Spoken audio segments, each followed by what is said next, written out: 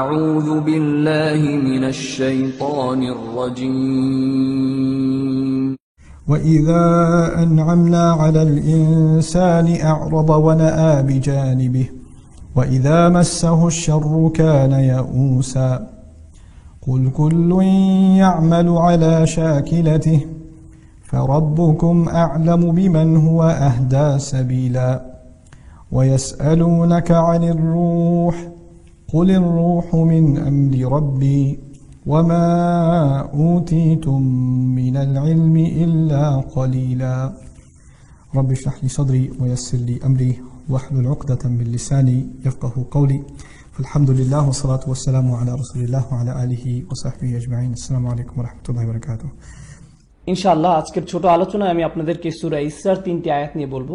এটি হলো কোরআনের 17তম সূরা। আজকের আয়াতগুলো হলো 83, 84 এবং 85। সূরা ইসরার 3টি আয়াত নিয়ে বলবো। আল্লাহ বলেন, আমরা যখন মানুষের উপর অনুগ্রহ বর্ষণ করি তখন মানুষ তা অবহেলা করে।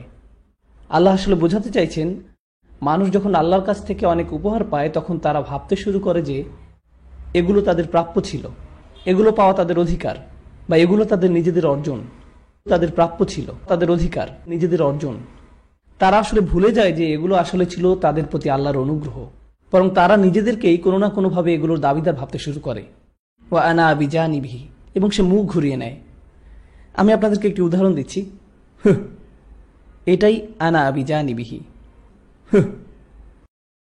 যখন কেউ তাদেরকে বলে যে আল্লাহ তোমাকে অনেক অনুগ্রহ করেছেন, তারা বলে এটাই আক্ষরিকভাবে কোরআনের ভাষায় তুলে ধরা হয়েছে। এটাই তারা করে থাকে। তারা আল্লাহর অনুগ্রহ নিয়ে বাড়াবাড়ি করে এবং তারা ভুলে যায় যে এটা ছিল তাদের জন্য অনুগ্রহ। ও ইদা মাশাহুশার, এবং যখন তারা ক্ষতির সম্মুখীন হয়, কানা ইয়াউসা, তারা পুরোপুরি হতাশ হয়ে যায়। দুঃখ ভারাক্রান্ত হয়ে বলে, আল্লাহ আমার সাথে কেন এমন করছেন? কেন আমার সাথে এমন হচ্ছে? আমি কি এমন করেছি?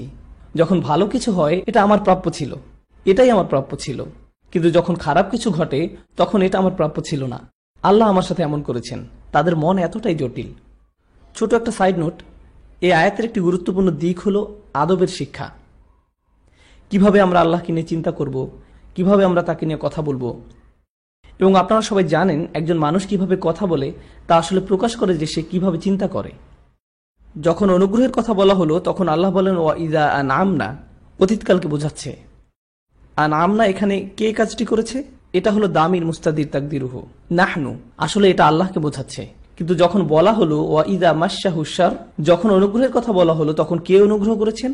আল্লাহ। কিন্তু যখন ক্ষতির কথা বলা হলো, আল্লাহ বললেন মাসা হুয়া মাসা, আর ক্রিয়াটি হলো আশাররু, যখন তাকে ক্ষতি আঘাত করলো। অন্যভাবে বলতে গেলে আল্লাহ নিজেকে ক্ষতি শব্দটি থেকে দূরে রাখলেন। তাই আল্লাহ বলেননি যখন আমরা তাকে ক্ষতি দিয়ে আঘাত করলাম অথবা যখন আমরা তার ক্ষতি করলাম, কিন্তু তিনি তা করেননি। তিনি নিজেকে এর সাথে উল্লেখ করেননি। এটা আসলে আমাদেরকে আমাদের ধর্মের খুব গভীর একটা উপলব্ধি শিক্ষা দিচ্ছে। কারণ সবকিছুর শেষে আমাদের বিশ্বাস একটাই, সবকিছুই আল্লাহর পক্ষ থেকে। যখন কারো অসুখ হয় তাও আল্লাহর পক্ষ থেকে, আবার যখন কেউ ভালো হয়ে যায় সেটাও আল্লাহর পক্ষ থেকেই। এটাই আমাদের বিশ্বাস। কিন্তু তার মানে এই নয় যে আমরা আল্লাহকে নিয়ে এভাবে কথা বলবো।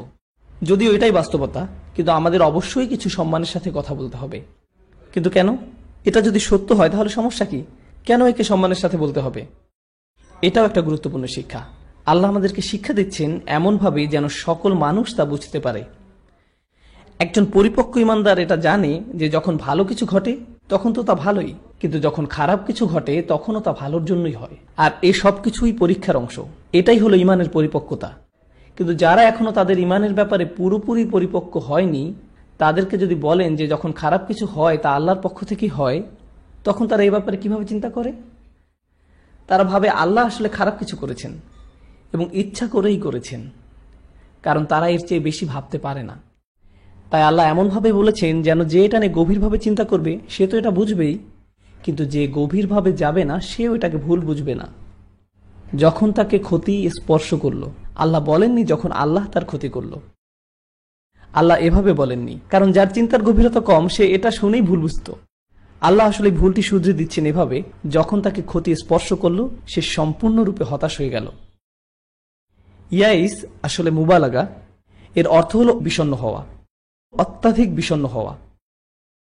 এমন কিছু লোক আছে যারা সাফল্য পেয়ে অভ্যস্ত, তারা 100 পেয়ে অভ্যস্ত, তারা রেসে জিতে অভ্যস্ত, খেলাধুলাতে ভালো, সবকিছুতেই তারা প্রথম হয়, তারা সবসময় তাদেরকে যা বলা হয় তা করে, ইত্যাদি ইত্যাদি। এরপর কোনো একবার তারা হয়তো সফলতা পেল না, তখন তাদের সাথে কি হয়? এই ধরনের লোকদের জন্য ব্যর্থতা বা ক্ষতি মেনে নেওয়া খুবই কষ্টকর। যারা সবসময় চাপের মধ্যে থাকে, যেমন ধরুন পরিবারের চতুর্থ বা পঞ্চম সন্তান, তাদের কাছে এটা কোনো ব্যাপারই না। অথবা ধরুন পরিবারের সবচেয়ে ছোট সন্তানের কথা, আমার সবচেয়ে ছোট সন্তানকে নিয়ে আমি চিন্তায় থাকি, কারণ সে সবকিছুতেই পার পেয়ে যায়।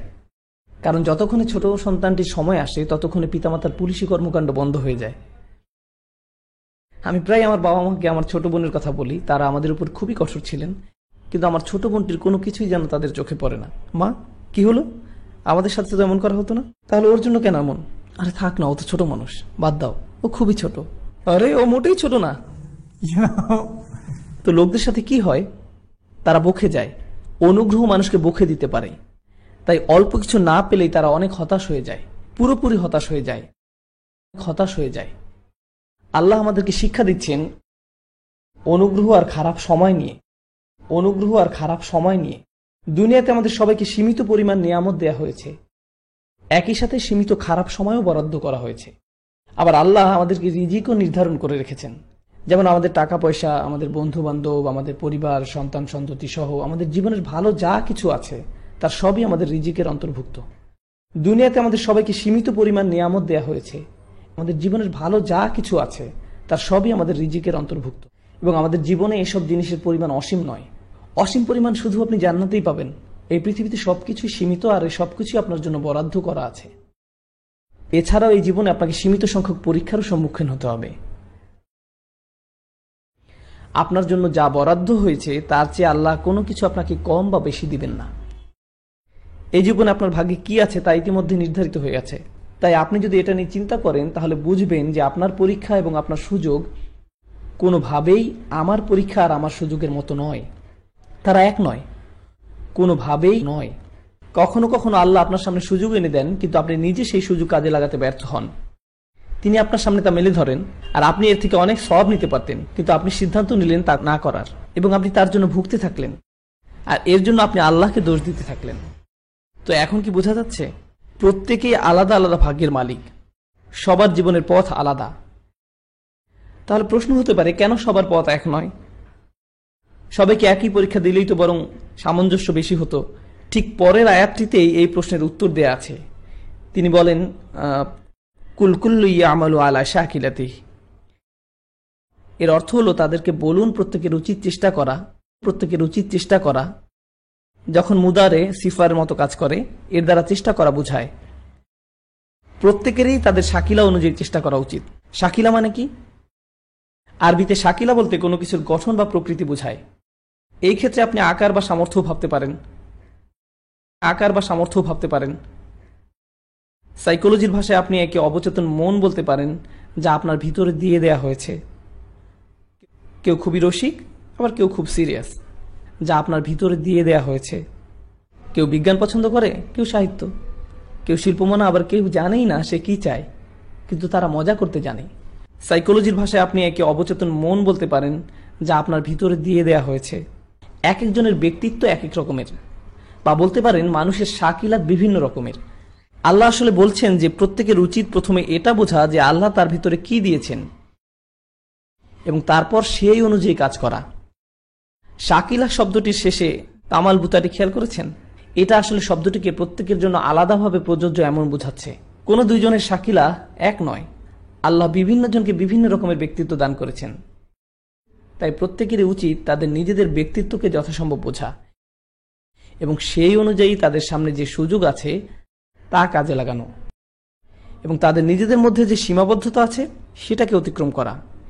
এটা ব্যক্তিগত পর্যায়ে অবশ্যই গুরুত্বপূর্ণ, কিন্তু এর গুরুত্ব এতই বেশি যে আল্লাহ কোরআনের অপর এক জায়গায় একে জাতীয় প্রেক্ষাপটেও ব্যবহার করতে বলেছেন। এটা ব্যক্তিগত পর্যায়ে অবশ্যই গুরুত্বপূর্ণ। আপনারা জানেন কোরআনে জাতির নাম হিসাবে এসেছে ওয়াজআল্লাকুম শুউবা ওয়া কবাইলা লিতাআরুফু। শৌবান এসেছে শাআব বা শুআব থেকে, এবং প্রাচীন আরবিতে এর অর্থ হলো ফাটল। যেমন দেয়ালে দেখা যায় কোন একটি ত্রুটি হলো একটি শাআব। এটা যেন বোঝাচ্ছে যে প্রতিটি জাতির মধ্যে অনেক ভালো গুণের পাশাপাশি কিছু খারাপ দিকের অধিকারী, এবং এই জাতিগুলোর এক জাতিকে আরেক জাতির সাথে মিশতে হবে যেন তারা একে অপরের ভালো দিকগুলো শিখতে পারে। কারণ যা এক জাতির জন্য দুর্বলতা তা আরেক জাতির জন্য শক্তি, আবার আরেক জাতির জন্য যা শক্তি তা আরেক জাতির জন্য দুর্বলতা। যেমন আমাদের সংস্কৃতিতে কিছু জিনিস আছে মন্দ, তাই আমাদের উচিত অন্য জাতির কাছ থেকে তা শুধরে নেওয়া। যেমন আমাদের খাদ্যাভ্যাস খুবই খারাপ, তাই আমাদের শেখা উচিত অন্য জাতির কাছ থেকে যাদের খাদ্যাভ্যাস আরো স্বাস্থ্যকর, যাদের 70 বছরের বয়স্করা হেঁটে বেড়ায় আর আমাদের 40 বছরের বয়স্করা লাঠিতে ভর দিয়ে চলে। তো হতেই পারে আমাদের মধ্যে কিছু কমতি আছে যা আমাদের অন্যদের কাছ থেকে শিখতে হবে। এটাই জাতীয় পর্যায়ে। একইভাবে ব্যক্তিগত পর্যায়েও কেউ যদি তার নিজের সীমাবদ্ধতা বুঝতে পারে, তাহলে তারা এমন মানুষের সাথে মিশতে পারে বা বন্ধুত্ব করতে পারে যারা তাদের এই দুর্বলতাকে ঠেকে রাখবে। তারা তার সীমাবদ্ধতা বুঝতে পারবে এবং সে অনুযায়ী তাদেরকে রক্ষা করতে পারবে।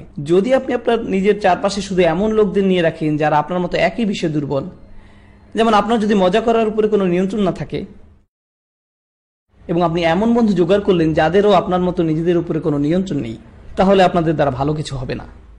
ভালো কিছু হবে এমনটা আশা করা যায় না। দলে এমন একজনের থাকা উচিত যে বলবে যে দেখো যথেষ্ট হয়েছে, এখন থামা উচিত। আপনার কি বুঝতে পারছেন আমার কথা?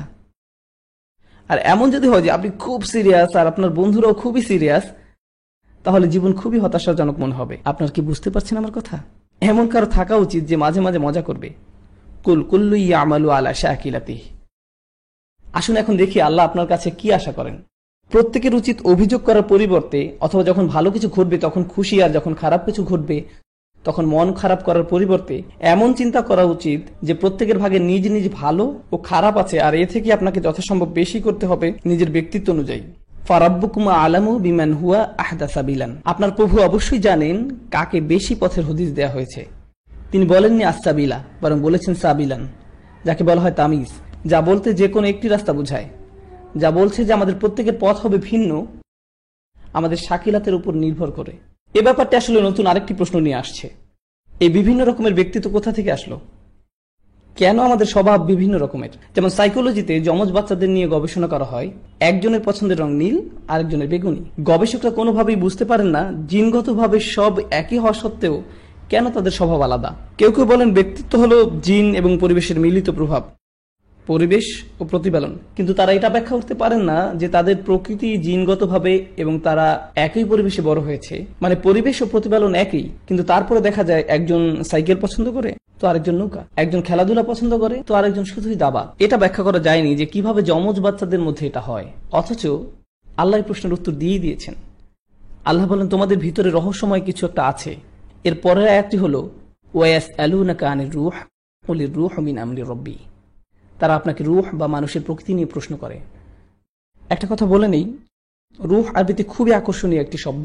এর সম্পর্ক হলো রাওহ এর সাথে, যেমন ফারাউহু ওয়া রায়হান, আনন্দ, প্রশান্তি, সন্তুষ্টি। আমাদের মধ্যে এমন কিছু একটা আছে যা আমাদের প্রশান্তি বা আনন্দ দান করে, আর আমাদের প্রত্যেকের জন্যই তা ভিন্ন, আর আমরা এর ব্যাপারে খুব সামান্য জানি। আল্লাহ বলেন তারা আপনার রূহ নিয়ে প্রশ্ন করে, তাদের বলুন রূহ হলো আমাদের প্রভুর নির্দেশ মাত্র, মিন আমরি রব্বি। শাহ ওয়ালিউল্লাহ দেহলভী রহমতুল্লাহ আলাইহি যুক্তি দিয়েছেন যে আল্লাহর কর্মকাণ্ড আসলে দুটি ক্ষেত্রে প্রসারিত, আলামুল খালক এবং আলামুল আমর।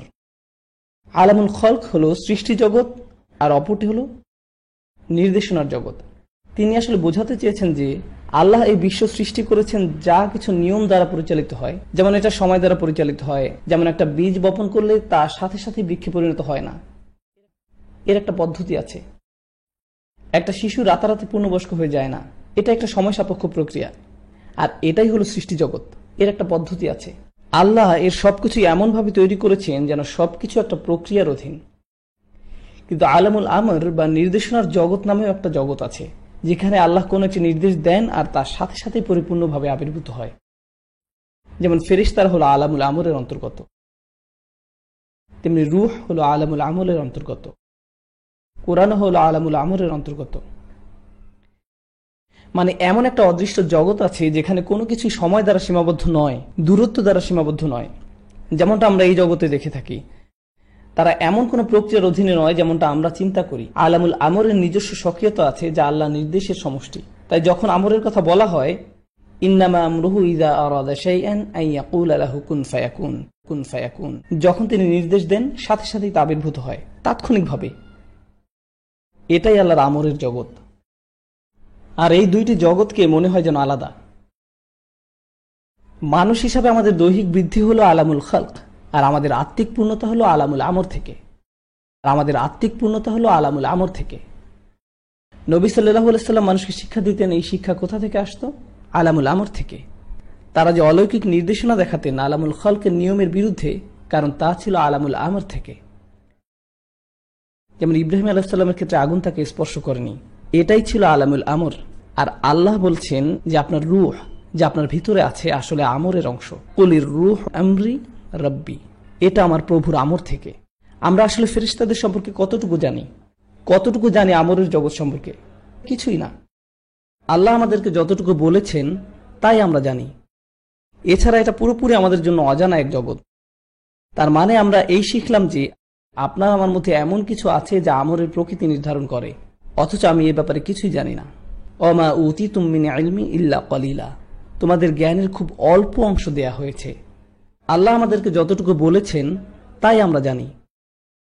আমাদের মধ্যে এমন শক্তিশালী কিছু একটা আছে যে আমরা নিজেরাও এর সম্পর্কে জানি না। এভাবে চিন্তা করুন, আমাদের মস্তিষ্ক, এটা কিন্তু রূহ নয়। এখানে খুব সূক্ষ্ম পরিসরে বৈদ্যুতিক সংকেতের মধ্য দিয়ে সবকিছু পরিচালিত হয়। একবার চিন্তা করুন, এই মস্তিষ্ক নিয়ে বিজ্ঞানীরা আসলে কতটুকু জানেন? এত বছরের গবেষণার পরেও তারা বলে থাকেন আমরা প্রায় কিছুই জানি না, আমরা মাত্র এটা বুঝতে শুরু করেছি। আর এই মস্তিষ্ক আসলে কিসের অংশ? আলামুল খালক। তাহলে আমরা কিভাবে আলামুল আমর নিয়ে বা রূহ নিয়ে জানব? তাই আল্লাহ আমাদের শিক্ষা দিচ্ছেন যে আমাদের অভিযানে নামতে হবে। যতই আপনি বরাদ্দ অনুযায়ী কাজ করবেন, ততই নিজের সম্পর্কে আরো জানতে পারবেন। আপনি আসলে কে সেটা আপনি কখনোই জানতে পারবেন না যতক্ষণ আপনি নিজেকে কাজে নিয়োজিত না করছেন। আর আমি এটাই আপনাদেরকে বোঝাতে চাইছিলাম। বর্তমান সময়ের তরুণরা, বিশেষভাবে তরুণরা, তারা বলে যে আমি জানি না আমার কি করা উচিত। উস্তাদ আমাকে বলুন আমার কি করা উচিত, আমি কোন বিষয় পড়ব, কোন চাকরি করব। কিন্তু তারা আসলে কিছুই করে না। তারা একজনের কাছ থেকে 30টা উপদেশ নেয়, তারপর আরেকজনের কাছে যায়, সেখান থেকে 40টা উপদেশ নেয়, তারপর আরেকজনের কাছ থেকে 50টা উপদেশ নেয়। এরপর যখন বিভিন্ন লোকের কাছ থেকে অনেক উপদেশ জমা হয়, তখন তারা বলে আমি তো 100 জনের কাছ থেকে 100 রকমের উপদেশ পেয়েছি। অবশ্যই, কারণ আপনি 100 জনের কাছে জিজ্ঞেস করেছেন আর 100 রকমের উত্তর পেয়েছেন, কারণ প্রত্যেক মানুষের মতামত ভিন্ন, তাই তারা ভিন্ন ভিন্ন উপদেশ দিবে। যতক্ষণ না আপনি নিজেকে কাজে নিয়োজিত করবেন, ততক্ষণ আপনি জানতে পারবেন না আপনি আসলে কি। আপনি আপনার শক্তি এবং দুর্বলতা কোনোটাই ধরতে পারবেন না। কোনো কাজ করার আগে ভয় পাওয়া বন্ধ করুন। উদ্যোগ নিতে ভয় পাবেন না, চেষ্টা করতে বা ব্যর্থ হওয়ার ভয় পাবেন না। ব্যর্থতা আসলে আপনার জন্য ভালো।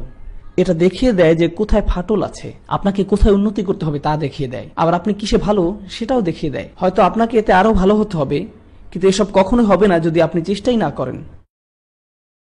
যতক্ষণ আপনি নিজেকে কাজের মধ্যে নিযুক্ত করবেন, আমি চাই আপনারা এভাবে চিন্তা করুন, আমাদের রূহ তো আলামুল আমর থেকে, কিন্তু আল্লাহ আমাদেরকে এই যে জীবন দিয়েছেন যা আমরা কাজে লাগাতে পারি, তা তো অসীম নয়, তাই না?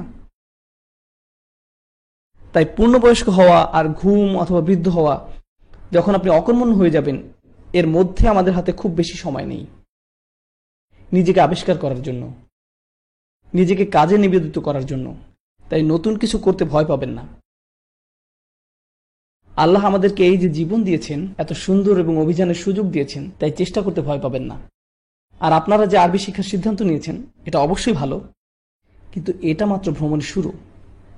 ব্যবসাগত, শিক্ষাগত সহ বিভিন্ন পেশা পরখ করুন।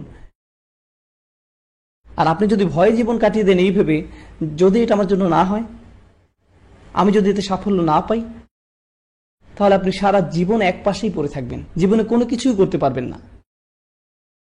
ব্যর্থতার ভয় আপনাকে মুক্ত হতে হবে, নিজের শাকিলার উপর জোর দিতে হবে, আপনাকে প্রাথমিক ভয় কাটিয়ে উঠতে হবে। আর যখন তা পারবেন, দেখবেন জীবনে আশ্চর্যজনক পরিবর্তন শুরু হয়েছে। ব্যর্থতার ভয় আপনাকে মুক্ত হতে হবে। আমি আপনাদেরকে আমার সবচেয়ে প্রিয় ছাত্রের কথা বলি। আপনারা হলেন আমার পঞ্চম ব্যাচের ছাত্র, ভাবলেই অবাক লাগে। যাই হোক, আমার প্রিয় ছাত্র, নাম বলবো না, তার সমস্যা কি ছিল? আমি বলি আল্লাহ তাকে আরবি শিক্ষার জন্য সৃষ্টি করেননি, আমি এটাই বলি।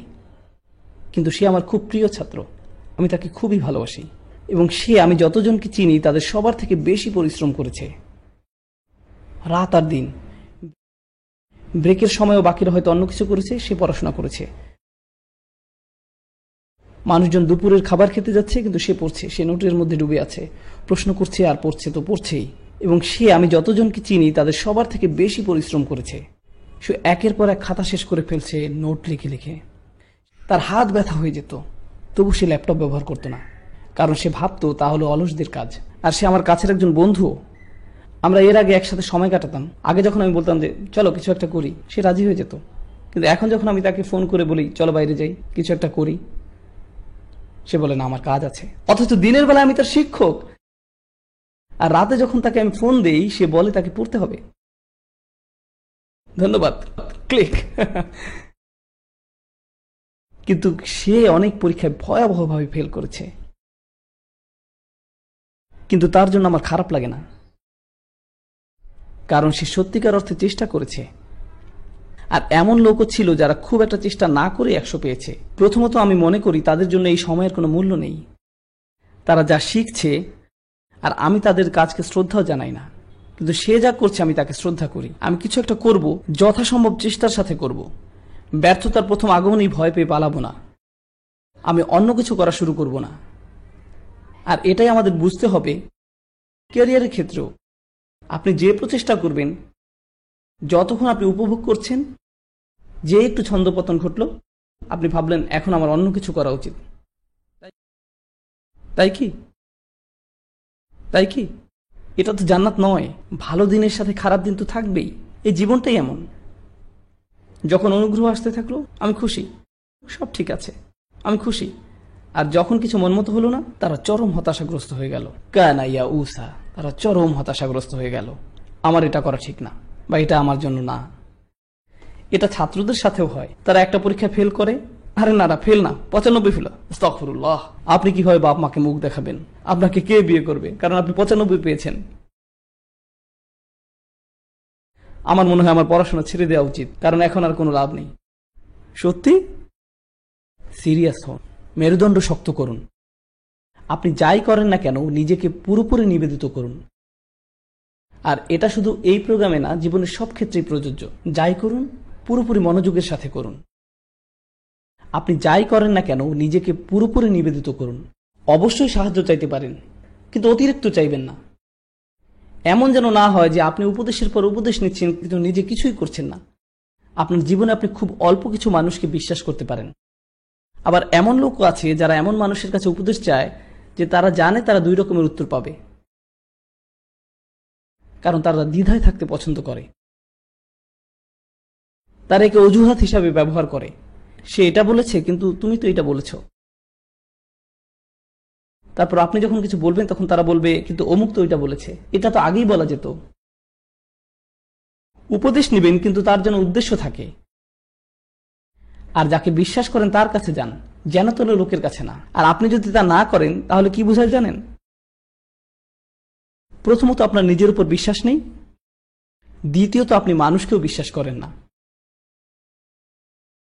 আপনি কেন তাদের জিজ্ঞেস করছেন যেখানে আপনি নিজেই জানেন আপনার সিদ্ধান্ত?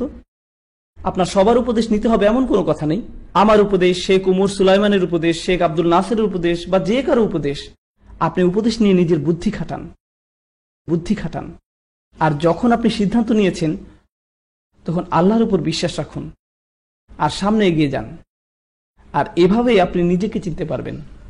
আর এটা খুবই গুরুত্বপূর্ণ একটি শিক্ষা যা মুসলিমদের মাঝে আত্মস্থ করা উচিত। আর তাহলে ইনশাআল্লাহ আপনার এবং আপনার সাথে জড়িত অন্যদের জীবনেও আশাতীত পরিবর্তন ঘটবে। بارك الله لي ولكم في القرآن الحكيم ونفعني وإياكم بالآيات والذكر الحكيم. والسلام عليكم ورحمة الله وبركاته.